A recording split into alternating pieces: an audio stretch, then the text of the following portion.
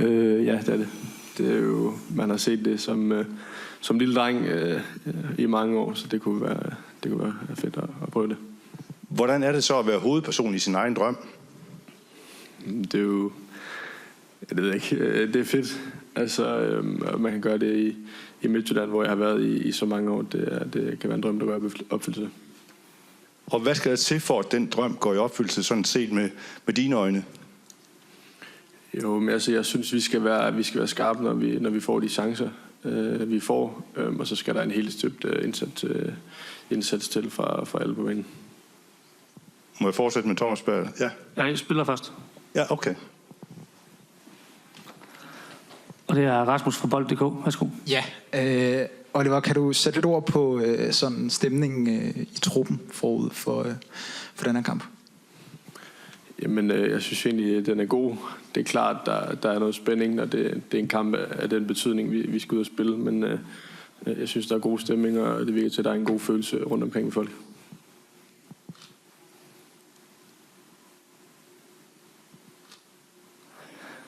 Er der flere spørgsmål til Oliver fra Slovakisk Medie? Bare lige tage den der på, så får du den på dansk. Dobrý deň, televízia Markiza. Otázka. Po prvom zápase zmenili sa nejak šance na postup z hľadiska Midtjyllandu a Slovana? Ďakujem.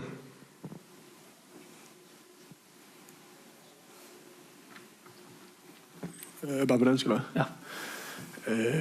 Det ved jeg ikke. Jeg synes, vi har gode chancer. Vi har stor respekt for Slovan Bratislava, og det er et godt hold. Men jeg synes stadig, vi har gode chancer for at gå videre.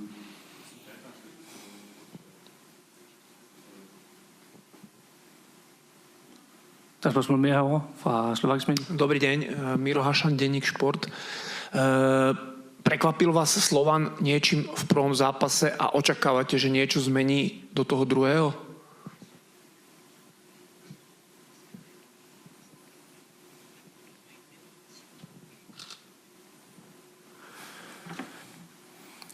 Nej, jeg blev egentlig ikke overrasket. Det er et hold med en masse kvalitet og en masse erfaring. En trup, der virker til at stå godt sammen, og jeg synes, det er det, vi mødte på hjemmebane. Og jeg forventer egentlig ikke, at de kommer ud med et andet indtryk, end de gjorde hjemme ved os.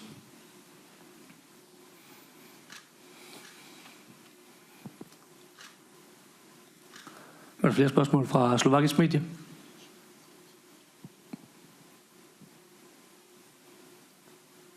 Nej, og heller ikke fra danske til Oliver. Mads fra Danmarks Radio. Oliver, hvor ser du jeres muligheder ligger for at slå det der, som du selv siger, meget rutineret Slovan Bratislava-hold, som jo i kampen i Herning var god til at trække tiden og frustrere jer og gøre kampen sådan lidt langsom måske. Hvor ligger jeres muligheder for at få kamp over på jeres præmisser og vinde samlet set?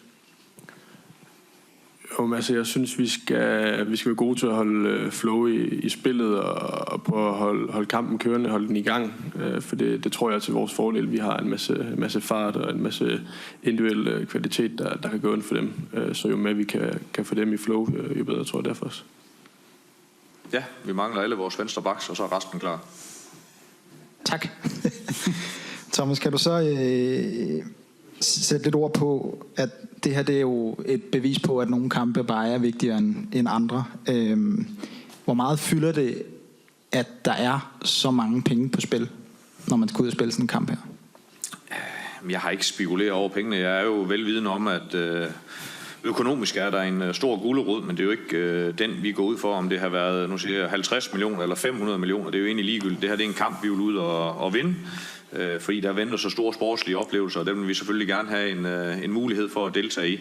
Så pengene har ikke gjort noget i forhold til, hvordan jeg tænker, hvordan det er. Jeg tror, alle er klar over, at der er mange penge på spil, men der er det jo også vigtigt, at vi går ud til den her kamp med selvfølgelig en tro på, at vi kan vinde, men ikke en bekymring for, at der er et eller andet, man kan miste eller tabe. Vi har hele tiden sagt, at vi vil gå efter den her drøm, der er at komme i Champions League, og der er vi nu i slutspurten og i opløbet, og det vil vi gerne først over stregen, og der har vi så en kamp, hvor vi ikke fik det resultat, vi ønskede i første kamp, men vi tror selvfølgelig på, at vi kan gøre det færdigt hernede velvidende. Det er et godt hold, som vi også så i Herning, vi kommer op imod igen i morgen.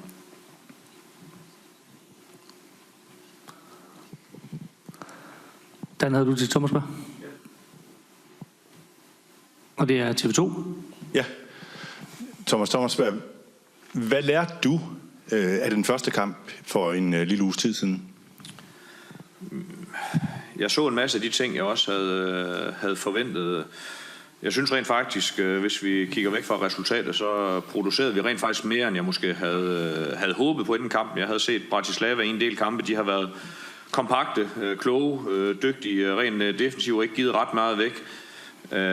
Så chanceantallet, vi egentlig kom op på i hjemmekampen, det var bedre end forventet. Effektiviteten var der ikke, og det var selvfølgelig en træls dag, at vi havde ladt den blive i omklædningsrummet, plus at de havde en målmand, der hævde nogle rigtig gode redninger op, så på den konto, sådan rent offensiv, så er jeg fortrøstningsfuld i forhold til også, at vi kan gøre noget i morgen, også selvom det nu er på udebane. Rent defensivt så vi jo, at hvis man ikke er påpasselig, så har de spillere, deres topangriber Strelic, som er fysisk god og stærk og god i feltet, plus vi så de individuelle typer, der lå bagved, især på kantpositionerne, at der er også noget at skyde med. Så dem skal vi selvfølgelig have lukket ned, men vi har i sinde og selvfølgelig gå ud også og angribe kampen, fordi det er den måde, vi vil se, om vi ikke kan komme videre på. Og så måske lige et spørgsmål sådan i den meteorologiske afdeling. Ja. Jeg har lige kigget på min vejr-app. Der bliver sådan omkring kamptidspunkt i morgen 30 grader. Er det en faktor, eller hvordan ser du på det? Nej, nu har vi jo prøvet det et par omgange, både i Andorra og gjorde det også i Ungarn for 14 dage siden. Vi håber på, at vi kan lave et resultat ligegyldigt, hvor varmt det er, og nu har vi spillet et par gange i varmen, og jeg har ikke set nogle spillere, som er ekstra slidte i forhold til modstanderen, hvis det er det, man tænker på, de måske er lidt mere vant til, at der er de her høje temperaturer. Så det har vi ikke brugt krudt på. Vi har en sundhedsstab og en fysisk sektor, der propper alt det i den, det skal, for at de kan være klar til at gå 90 minutter, dem der skal. Og så med 5 udskiftninger, så har man jo stadigvæk muligheden for, at hvis der skulle være en enkelt eller to, der totalt dehydrerer, så kan vi sætte den andre ind. Hvis du sådan skal pege på et centralt nøglepunkt, sådan på en eller anden måde, sådan, hvad bliver afgørende for, at den her kamp, den sådan ligesom tipper til jeres fordel? Altså vi må sige, vi så også forskel fra det Ferencváros, da de kom på hjemmebane, men altså de var også tunge til at gå ud og angribe fra start, fordi de havde et resultat, de var bagud fra start. Nu kommer vi sådan lidt, at begge hold har egentlig et resultat, som er ok. De er nok mere tilfreds med det, end vi selvfølgelig er. Jeg er ikke i tvivl om, at Oliver sagde det også før, at den plan, de ligger, den tror jeg ikke, det er bare at komme stormende fra start. Jeg tror alligevel, de også fik lidt respekt. Nu har jeg også lige hørt udtalelserne fra deres træner efter kampen, og det var jo også det, jeg kunne se i den første kamp. Vi har som sagt også stor respekt for dem i forhold til de ting, de kan der, så altså, effektivitet er jo altid sindssygt vigtigt. Det er jo de der kampafgørende situationer her. Jeg forventer ikke, at det ene hold kommer til at totalt dominere kampen, så der kommer nok chancer i begge ender. Vi skal gerne lave chancerne så mange som muligt og minimere det.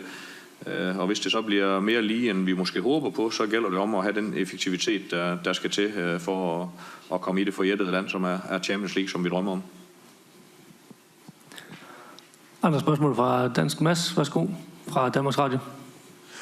Thomas, hvad tænker du om kulissen, I kommer til at spille i? Altså, jeg har prøvet det i Ferencváros senest, men jeg sad lige og kiggede lidt, inden jeg tog herned, at når de spiller de europæiske kampe, så ligger de på et tilskudsnit på en 14-15.000 som minimum, når de spiller, så der vil jo være en eller anden form for tryk på jer. Hvordan skal I håndtere det, at I kommer til at spille i en sikkert ret hektisk kulisse? Ja, det bliver jo fedt. Det glæder vi os til. Jeg tror ikke, den bliver meget mere hektisk eller anderledes, end den var for en 14 dages tid siden i Ungarn. Og for også stadigvæk egentlig at fortælle, hvor I har en rigtig god Superliga, så næsten ligegyldigt, hvor du ender også på udebane, så kommer der et eller andet form for tryk, og selvfølgelig er der nogle steder, der er mere tryk på end andre, og den kulisse, den har de fleste af vores spillere prøvet, så den er jeg ikke nervøs for i forhold til det, men det handler selvfølgelig om også at sørge for, at publikum måske også bliver lidt ængstelige og lidt nervøse for, at det her det måske kan gå galt for dem, fordi de drømmer jo lige så meget om det, som vi gør. Så vi skal gerne give dem lidt at spekulere også over ude på tribunen, og det allerbedste medicin, det er selvfølgelig, at vi får skruet under mål, fordi der kommer et tryk undervejs, men det skal vi være dygtige til at kan modstå. Ikke flere fra de danske medier. Rasmus, værsgo. Thomas, jeg ved godt, der er fuld fokus på kampen, men tidligere i dag der blev der udtaget en landsholdstrup, hvor der var et par nye ansigter. Ham, der sad ved siden af, der var ikke en del af den trup. Synes du, at Oliver Sørensen han skal på A-landsholdet? Jeg blev spurgt. Altså, det er jo et utaknemmeligt job at være landstræner. Nu har der også været flere her i løbet af de sidste par dage. Og ej, det er op til dem. De har meget mere viden om, hvad de forskellige spillere kan i de forskellige klubber. Om det er i den hjemlige liga eller i udlandet. Altså, det jeg kan konstatere, det er den unge mand, der sad her før. Det er en sindssygt dygtig spiller, som er stadigvæk ung og kan lære en masse ting endnu. Men om han lige skal på landshold eller ej, det er der jo nogen, der har vurderet, at der er han ikke endnu. Så det har jeg ikke nogen mening om. Jeg drømmer selvfølgelig også om og håber for vores egne spillere, der også er danske spillere, at de kommer på landsholdet, fordi det vil selvfølgelig bare være en ekstra cadeau til klubben. Og spørgsmål fra de slovakiske medier til cheftræner Thomas Tauschler. Denník Šport. V čom je podľa trénera... I need to have this one. V čom je Slovan iný ako Ferencvároš, cez ktorý sa vám podarilo postúpiť v predošlom predkole?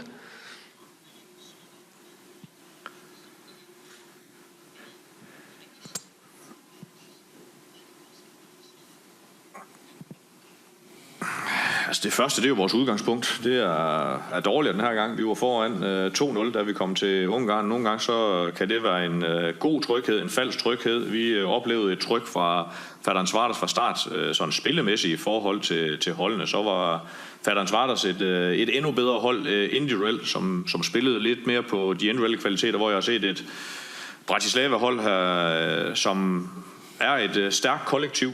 Det er spillere, som har prøvet noget også på den øverste hylde, som er lidt i karrierens efterår, der drømmer om stadigvæk kan spille Champions League, og de ved godt, at hvis det skal lykkes, når de er oppe imod rigtig stærke hold, ligesom vi også selv skal, jamen, så skal fællesskabet og den der kollektive indsats, den skal være der for alle. Så jeg så et sindssygt stærkt kollektiv, der krydder med en målmand, som selvfølgelig var med til at sørge for, at de også fik et bedre resultat med hjem, end vi måske havde håbet på. Ďakujem. A ešte jedna otázka. Pán tréner spomínal, že bol spokojný aj s defenzívnou fázou svojho mužstva v prvom zápase. Napriek tomu Midtjylland inkasoval ako prvý. Čiže prečo?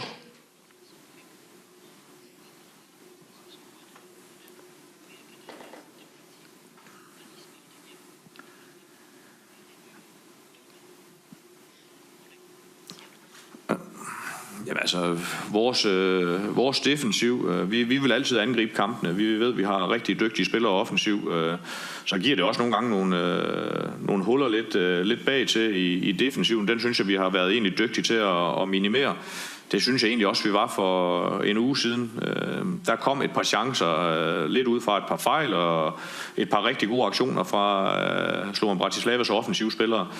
Og så som jeg siger, jeg ved godt, vi var det første hold, der også fik et mål her mod Bratislava i den her kamp, og det skal vi bruge igen i morgen. Altså det er vigtigt for os, at vi kommer ud og truer dem, og det synes jeg, vi fik set i sidste kamp. Der er flere måder, vi kan udfordre Bratislava på, men vi kommer selvfølgelig også til at kæmpe for det, fordi de er som sagt rutineret og kloge i det, og jeg tror også godt, de kunne se sidste gang, at vi har nogle spillere, som de skal passe rigtig meget på og have lidt ekstra opbakning på.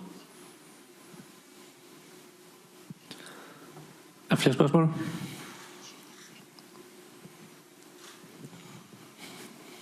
Dobrý večer, Dominika Komerhalová, Slovenská televízia. Ja by som sa pána trénera chcela spýtať, čo by pre klub znamenalo, ak by sa podarilo postúpiť do Ligy majstrov a na druhej strane, ak by sa nepodarilo cez Slovan prejsť, čo by to pre klub znamenalo? Ďakujem. For os er det ligesom Slovan Bratislava. Midtjylland har en enkelt gang været med i Champions League. Der var det uden tilskuere. Det vil betyde rigtig meget for klubben igen, og kan få lov til at deltage i det fornemme selskab, og selvfølgelig også med de fans på egen lægter, som kan få lov til at opleve det på nærmeste hold, som er den største turnering i klubregi i Europa. Så det vil betyde rigtig meget for os. Det vil betyde noget erfaring til spillerne. Altså selvfølgelig er det jo, vi er jo sikret et europæisk gruppespil med Europa League, men vi drømmer jo alle sammen om, at vi skal være med i det her, som er det bedste og det ypperste, man kan nå, og få lov til at måle sig mod de allerbedste i de europæiske klubber. Så det drømmer vi om. hvis det ikke skulle ske, så er det vigtige for mig, det er, at vi har givet alt det, vi kunne, og det er det, vi gerne skal have ud af kroppen i morgen i de 90 minutter. For ellers så hedder det kun Europa League. Det vil vi også stadigvæk være glade for, men vi drømmer absolut om at også kan nå hele vejen og komme til det her gruppespil i Champions League.